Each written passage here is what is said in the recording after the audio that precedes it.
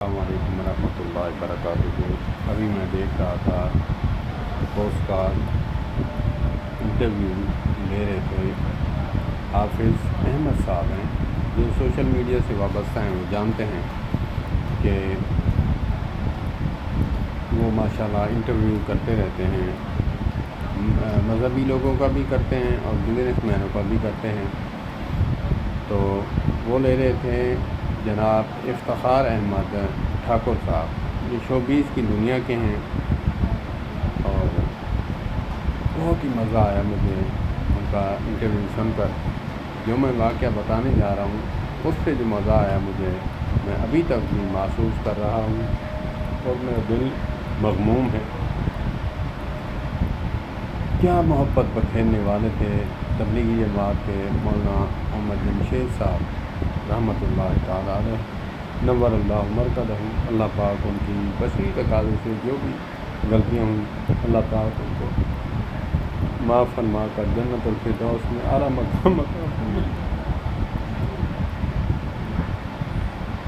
وہ کہتے ہیں کہ افتخار صاحب فرما رہے تھے کہ میں جماعت کے ساتھ وقت لگاتا، نماز بھی پڑھتا، تبلیغ کا کام بھی کرتا، شوبیز میں رہ کر بھی میں وہ بات بھول جاؤں گا۔ وہ بتا رہے تھے کہ میں حضرت کے پاس گیا، میں نے کہا کہ حضرت یہ منافقت نہیں کہ میں ادھر وہ کام کرتا ہوں اور یہ کام کرتا ہوں؟ حضرت نے بہت ہی خوبصورت جواب دیا جس سے مجھے قرار آیا۔ افتخار صاحب فرما رہے کہتے ہیں کہ بیٹا بات یہ ہے کہ شعبہ کوئی برا نہیں ہوتا، انسان برا ہوتا ہے یا پھر انسان برائی کرتا ہے۔ بات یہ ہے کہ گٹر میں انسان رہ کر بھی باہر نکلے تو اس کے کپڑوں پر چھینٹے نہ ہو، مزہ تب ہے۔ کہا کہ اس دن سے میں نے پلے باندھ لی کہ جو بھی شوبیز ہے یا فلمیں ہیں جو بھی میں کرتا رہا، لیکن اللہ پاک نے مجھے حفاظت فرمائی میری، کہ بات وہ کہنے والی ہے کہ کہا کہ میری بیوی جو ہے وہ شاہ خرچ ہے، فضول خرچ ہے۔ کہا کہ بیٹیاں کتنی ہیں؟ کہا کہ میری 3 بیٹیاں ہیں۔ تو حضرت نے کہا کہ 30,000 دیتے ہو، 10,000 اس کا بڑھا دو۔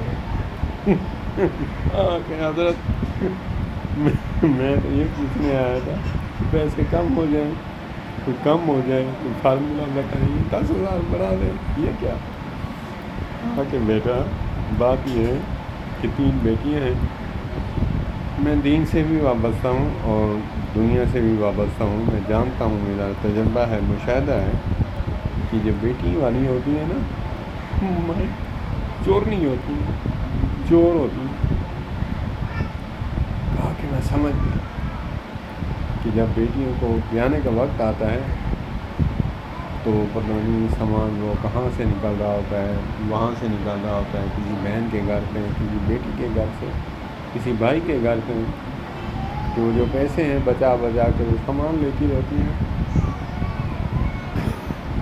کہا کہ اس دن سے میں ان کا فین ہو گیا، ان کا مرید ہو گیا، کہ اللہ پاک ان کو جزائے خیر عطا فرمائے۔ میں کتنا بدگمان تھا اپنی بیوی پر، اس دن سے میں اپنی بیوی کے ساتھ محبت کے ساتھ پیش آنے لگا، اس کی قدر کرنے لگا۔ اللہ پاک ان کو جزائے خیر عطا فرمائے، اور یہ میرا تجزیہ ہے۔ اللہ پاک ہمیں